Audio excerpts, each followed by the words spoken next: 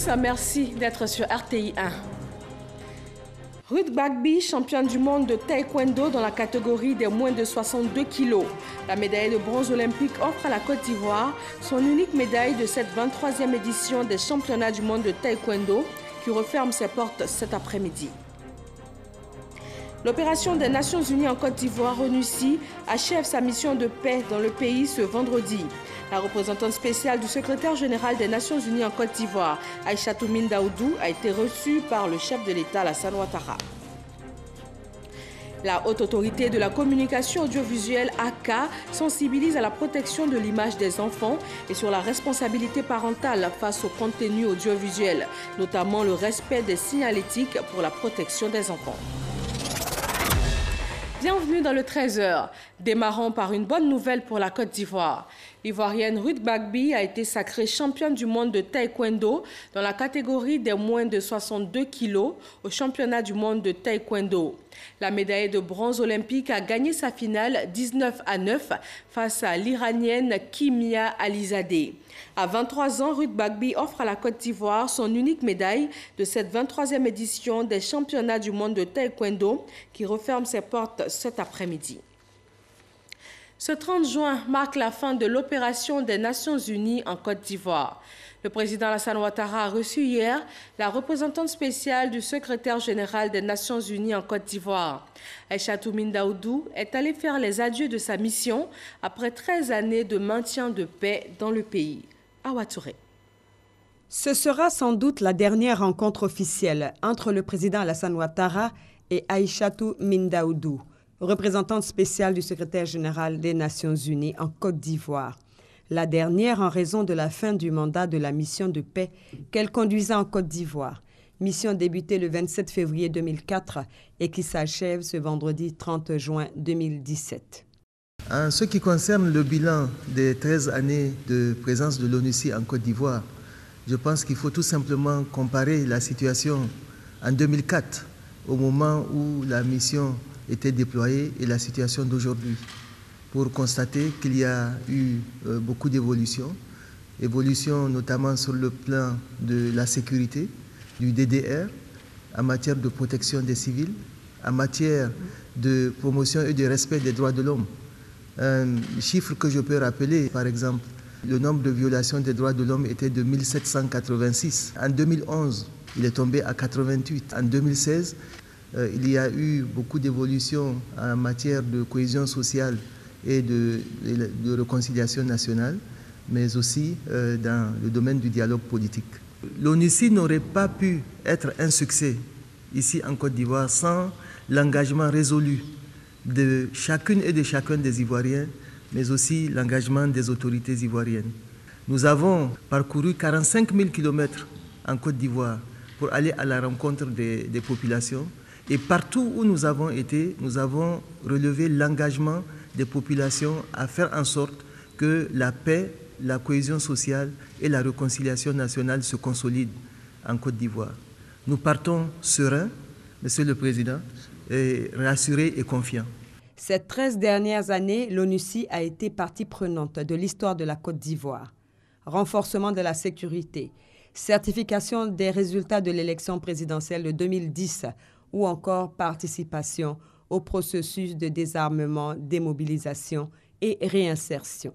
Pour toutes ces raisons qui ont contribué au retour de la paix et de la stabilité en Côte d'Ivoire, le président Alassane Ouattara s'est voulu reconnaissant aux Nations Unies.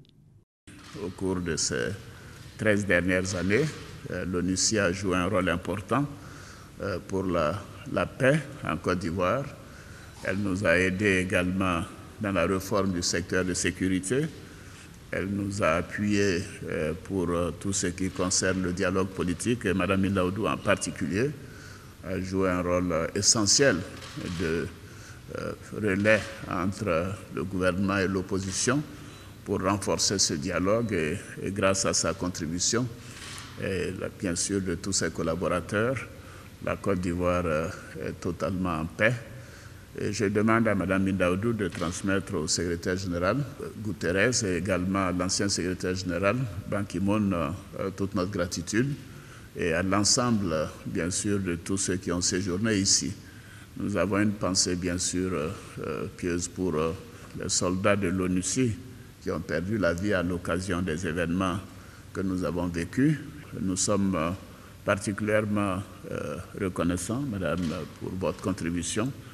Je voudrais vous dire que ce soit au niveau du gouvernement de l'opposition, dans la capitale comme à l'intérieur, vous avez été partout et à chaque fois vous avez prôné la paix, vous avez prôné la réconciliation, vous avez joué un rôle remarquable pour l'évolution de notre pays. Et je voudrais vous dire que bien évidemment, le gouvernement saura vous témoigner toute sa gratitude au cours des prochains jours pour ce travail important. L'ONUCI est citée comme un modèle de réussite des opérations de maintien de la paix. Et c'est justement cette expérience que la Côte d'Ivoire entend partager avec son élection récente au Conseil de sécurité des Nations Unies en qualité de membre non permanent. Voilà, c'était un reportage signé Mama Traoré et Abiba Dombele Sawe.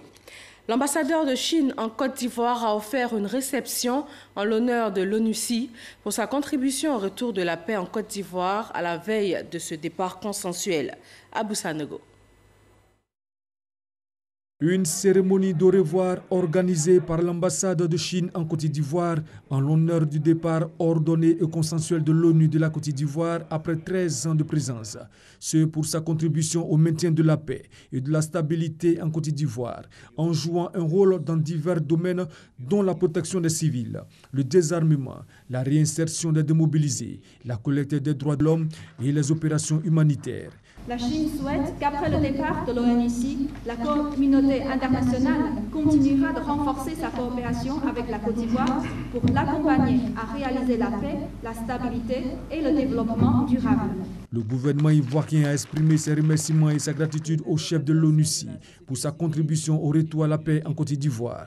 L'intervention de la communauté internationale, en particulier celle des Nations Unies à travers l'opération des Nations Unies en Côte d'Ivoire, ONUCI, a été déterminante pour éviter la dislocation de la nation ivoirienne. La Côte d'Ivoire est fière, très fière de ce qui a été fait par l'ONUCI pour le retour et la consolidation de la paix, pour le renforcement de la cohésion nationale. Propos soutenus par les amis du chef de l'ONUCI. Que les bons résultats qu'elle a eus ici avec l'ONUCI soient capitalisés dans d'autres missions, à titre privé ou au niveau de la communauté internationale. En retour, Aïcha Toumi Daoudou a exprimé ses remerciements et sa gratitude aux autorités ivoiriennes. Après le retrait de la mission, la Côte d'Ivoire continuera à faire face à des défis complexes. Il faut le relever pour consolider des acquis de maintien de la paix dans les domaines de la cohésion sociale, des droits de l'homme, de la justice transitionnelle, de la réforme du secteur de la sécurité, de la démobilisation, du désarmement et de la réintégration, y compris la gestion des armes et des armements civils.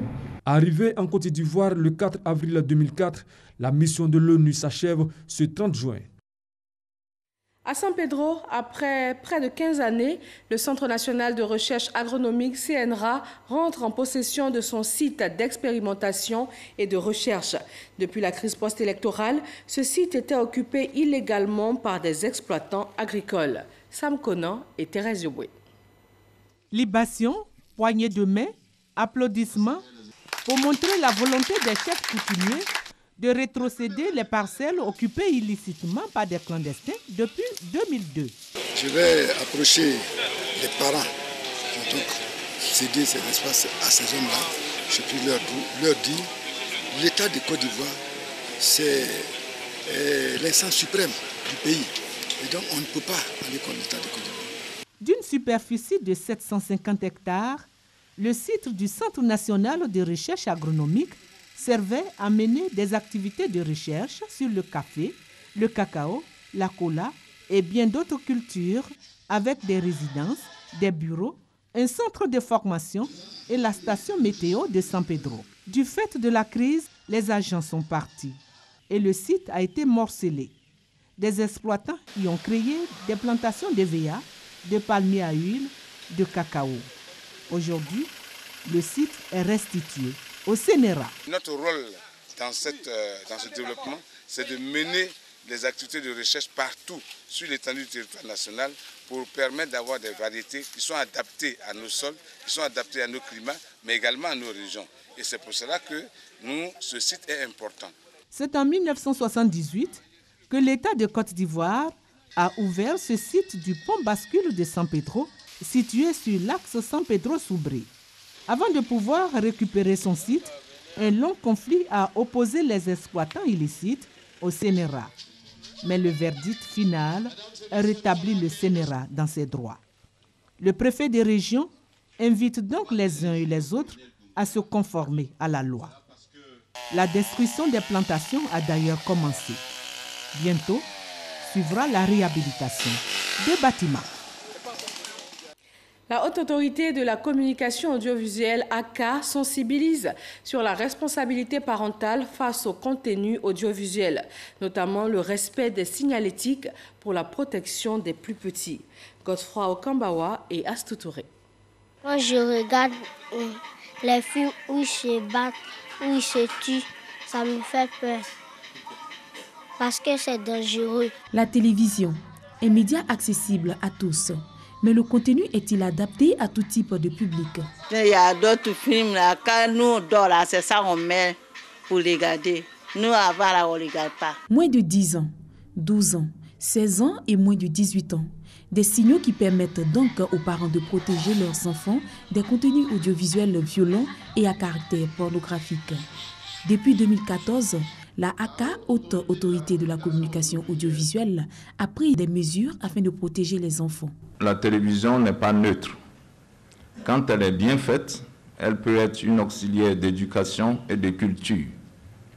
Mais lorsqu'elle atteint son point extrême de dérive, elle véhicule la violence. Elle induit certains comportements qui ne sont pas propices à l'équilibre des enfants et de la jeunesse. La seule façon de faire, c'est de prendre conscience de façon collective des enjeux et de proposer des modalités qui soient respectueuses des libertés et en même temps prennent en compte l'intérêt des enfants et des adolescents. Une décision institutionnelle qui à elle seule ne peut résoudre le problème et nécessite l'implication des parents. Il faut communiquer. Ce n'est pas... Quand vous avez pu convaincre quelqu'un, vous n'aurez pas besoin de faire le gendarme. Si le parent montre le bien fondé à l'enfant de regarder des émissions qui ont été produites pour son âge, et il va le faire en leur absence. La responsabilité parentale face au contenu audiovisuel, la question de la signalétique et les instruments juridiques en matière de protection des enfants et des adolescents sont des thématiques qui ont meublé cette rencontre qui a vu la participation des opérateurs audiovisuels et des acteurs intervenant dans la protection des enfants. Elles sont exhortées à occuper les médias pour promouvoir leurs droits civils et politiques, le droit à être protégé et défendu contre les violences faites aux femmes. C'est un projet de l'Institut Panos Afrique de l'Ouest. Patricia Omouetia. La représentation des femmes dans la vie politique est très faible et progresse très lentement. Nombre de femmes ministres, 21,5% en 2017. Au niveau municipal, seulement 5,58% des maires sont des femmes. Déployé dans 4 pays dont le Sénégal, le Mali, le Niger et la Côte d'Ivoire, le projet Femmes occuper les médias vise à renforcer la participation et le leadership des femmes dans la gestion des affaires publiques et privées. Le problème, c'est qu'il y a très peu de présence des femmes dans les médias. Et les femmes ne se servent pas des médias. Il y a les médias sociaux aujourd'hui qui sont aussi une voie de visibilité.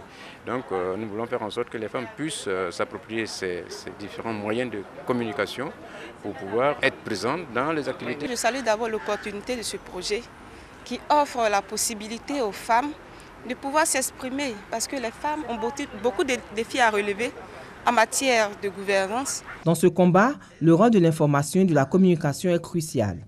Les droits politiques et civils des femmes est un enjeu pour notre pays. Cet atelier sera pour vous l'occasion de réfléchir encore et de faire des propositions pertinentes au gouvernement ivoirien dont la mise en œuvre pourrait inciter davantage les femmes à recourir de plus en plus aux médias.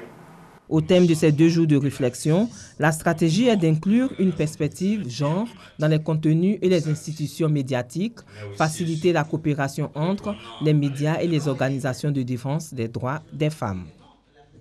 Elle était une grande figure de la politique française. Simone Veil aurait eu 90 ans le 13 juillet prochain. Elle est décédée ce vendredi. Elle est le symbole du droit des femmes depuis qu'elle a fait adopter l'interruption volontaire de grossesse au Parlement français en 1975. Pour l'ancien président français François Hollande, Simone Veil a incarné la dignité, le courage et la droiture.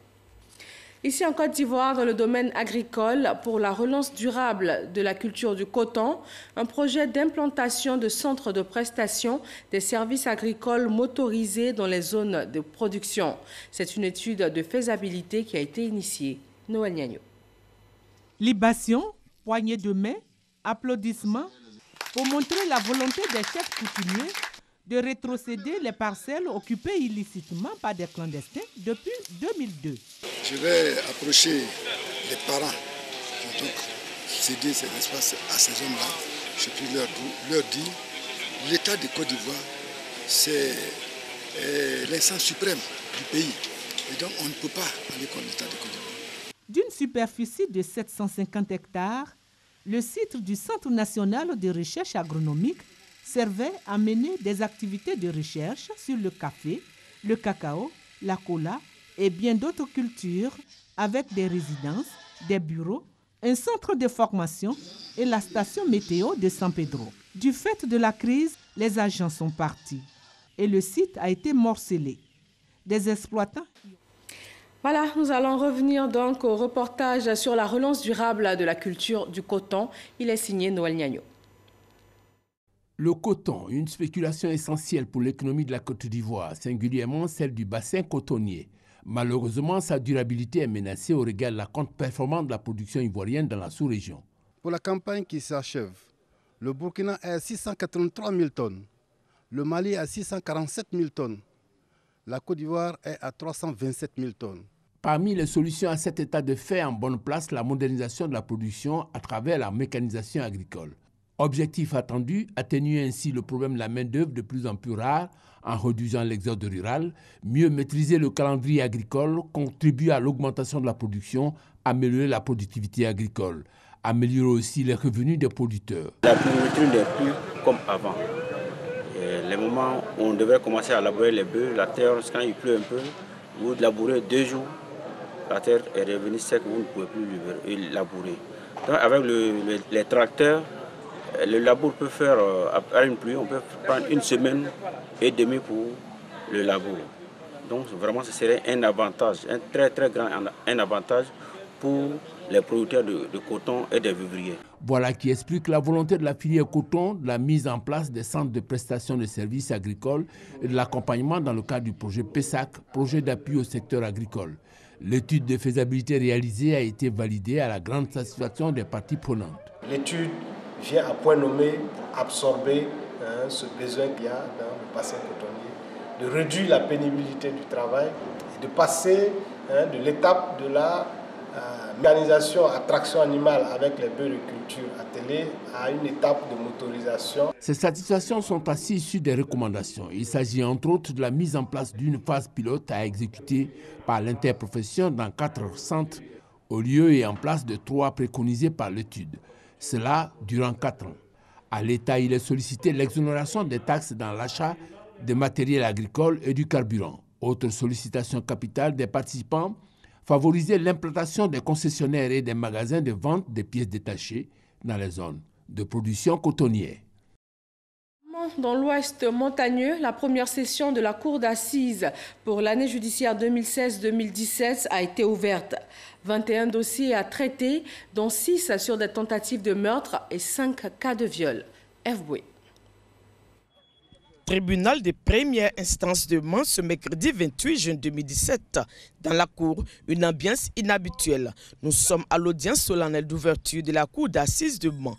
L'avocat général Diabagate Hassan, dans son réquisitoire d'ouverture, indique que pour cette session unique, 21 affaires seront traitées, dont 6 pour tentative de meurtre, 5 pour viol, 4 sur le meurtre, 3 dossiers pour coup mortel, 1 dossier pour tentative d'assassinat, 1 pour participation à une bande armée atteinte à l'ordre public et un cas d'assassinat. Presque toutes ces affaires portent sur des atteintes à l'intégrité physique. De ce fait, l'avocat général a distillé un cours magistral sur le phénomène criminel, les différentes juridictions, et il a fait une analyse sur la polémique autour de la fonction des jurés, des personnes non professionnelles du droit tirées au sort et qui composent le jury des assises.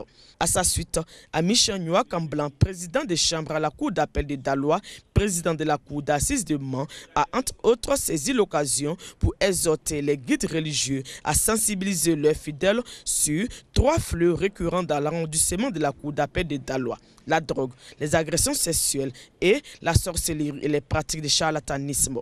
La cour d'assises est la juridiction pénale compétente pour juger les crimes graves dont les peines encourues vont de 10 ans à la perpétuité. Cette session s'est ouverte en présence du premier président de la cour d'appel de Daloa et du procureur général près la dite cour. Les organisations non gouvernementales partenaires de l'administration pénitentiaire ont décidé de se mettre ensemble pour agir. L'idée a été concrétisée par la présentation officielle du bureau. La fêtière s'est désormais engagée à lutter pour améliorer les conditions de vie des détenus. Sidonie Davila. Ils ont décidé d'agir ensemble pour plus d'efficacité. 26 ONG sont désormais érigées en observatoire des lieux de détention OSLID. Cette plateforme est un lieu de coordination de toutes les activités des acteurs du milieu carcéral. Il faut toujours aider. Et moi, en tant que ex-détenu, comme je le dis souvent, ex-détenu, j'ai vu les lieux de détention en Suisse. Et aujourd'hui, c'est aussi un devoir pour moi d'accompagner en quelque sorte la Côte d'Ivoire, ce pays qui m'a tout donné, pour que la Côte d'Ivoire puisse atteindre ses objectifs dans les lieux de détention. Le bureau de cette plateforme, composé d'ONG partenaires de l'administration pénitentiaire, qui a vu le jour ce jeudi, a été présenté officiellement. C'est le moment favorable parce que nous avons constaté que beaucoup d'actions sont menées dans ces lieux, mais l'efficacité n'est pas nette. Or, une mise en commun de ces actions permet de pouvoir agir efficacement et de mesurer l'impact de ces actions sur ces milliers de privations de liberté. Contribuer à l'amélioration des conditions de vie des détenus, une mission que soutient l'ambassade de Suisse en Côte d'Ivoire. Les enfants en conflit avec la loi logeraient séparément des autres prisonniers, n'est-ce pas? Ce n'est pas le cas parce que le centre d'observation des mineurs se trouve à l'intérieur de la MACA. On peut améliorer les perspectives de réinsertion. L'Observatoire des lieux de détention, OSLID, bénéficie également de l'appui du ministère de la Justice qui a pris l'engagement de faciliter le travail des partenaires de l'administration pénitentiaire. Direction Bondoukou, dans le nord-est ivoirien, la région est riche en manganèse. Les populations riveraines des sites d'exploitation ont dû céder leurs fermes et abandonner leurs plantations au profit des compagnies minières. En retour, elles ont droit à des retombées comme imposées dans le cahier de charges de ces compagnies. Mais aujourd'hui, quelle est la réalité sur place? Eugène Atoubé. À une dizaine de kilomètres de Bondoukou, le village de Nanyongo. Cet après-midi, le chef du village reçoit à sa demande plusieurs familles dans un contexte particulier. Pour la première fois depuis plusieurs années, Nanyongo bénéficie de travaux d'ouverture de route. Le projet exécuté par le comité de développement local minier est financé par la compagnie minière Bondoukou Manganèse qui exploite ce minerai dans plusieurs localités du département de Bondoukou, dont Nanyongo. Ici, pas d'électricité, pas de centre de santé, pas d'école.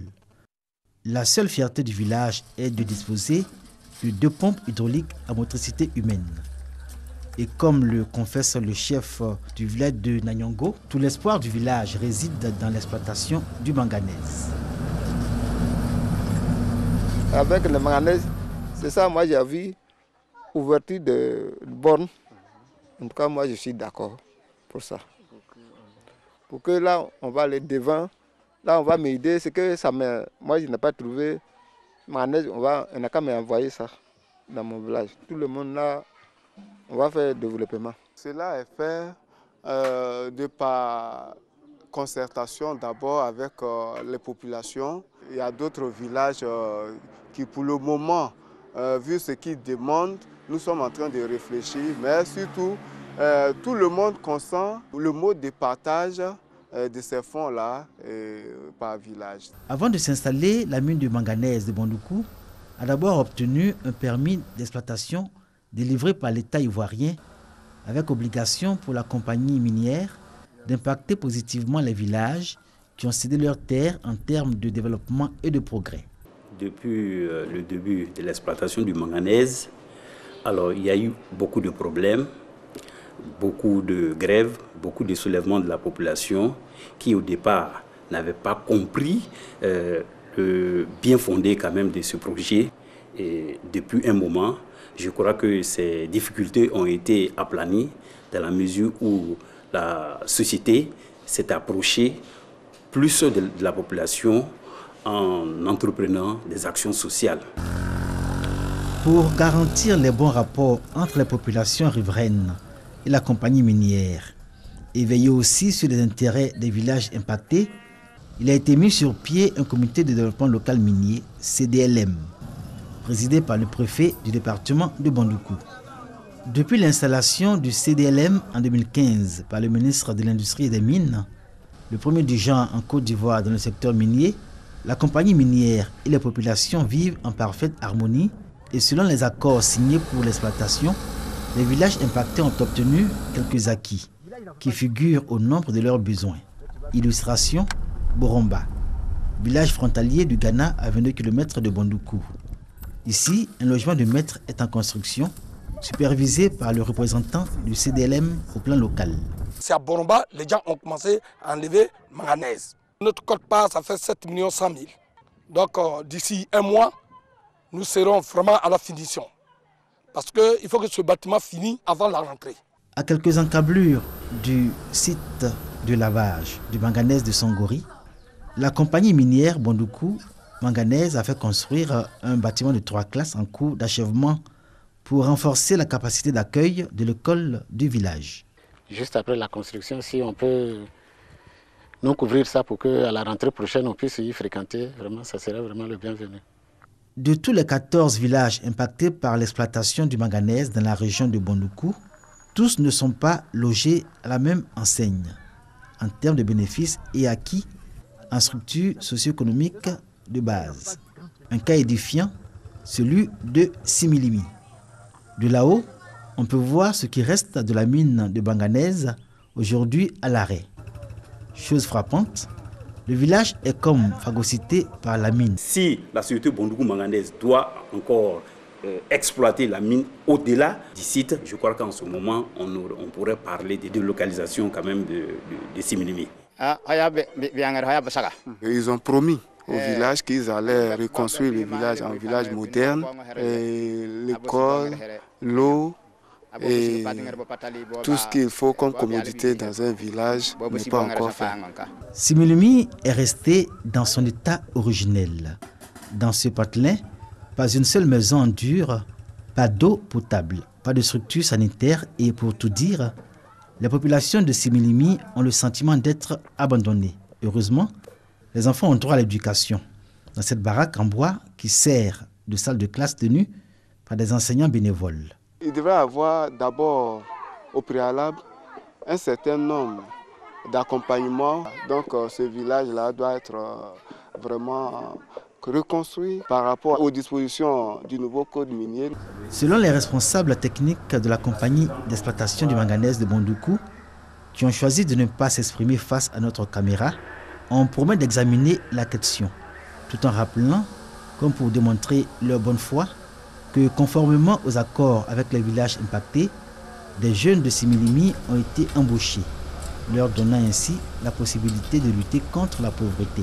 Jusqu'à ce jour, nous employons autour de 200 travailleurs dans la société Bondoukou Manganèse qui sont soit des permanents, soit des journaliers, des chauffeurs, des apprentis mécaniciens. Certains aussi travaillent dans la mine. Je souhaite à ce que la société reprenne pour que le travail aille dans les normes, afin qu'elle puisse employer encore des jeunes et ça va nous permettre d'avoir un gain aussi au sein du village. Selon le ministère des Mines et de l'Industrie, les entreprises minières ont contribué au développement communautaire dans leur localité d'implantation à travers le financement de projets à caractère socio-économique. Le montant généré pour cette contribution se chiffre à 2,4 milliards de francs CFA en 2016 contre 1,2 milliard CFA en 2015. Des chiffres qui font rêver. Mais il reste que la population de Similimi attendent toujours de voir les impacts sociaux de la présence de Bondoukou manganèse dans leur village. Le dossier est signé Eugène Atoubé et ajoutons que sur la période 2013-2014, la contribution d'exploitation du manganèse au développement communautaire s'élève à 71 millions de francs CFA selon le comité de développement local minier de Bondoukou. Au Mali, Médecins sans frontières suspend ses activités à Kidal. Après plusieurs attaques, Médecins sans frontières a annoncé la suspension temporaire de ses activités de consultation, vaccination, prévention, paludisme de Kidal. Selon le coordonnateur général de l'ONG au Mali, effectuer des tournées en clinique mobile est devenu trop dangereux dans la région pour les humanitaires. Voilà, merci à tous de nous avoir suivis. Très bon vendredi sur RTI1.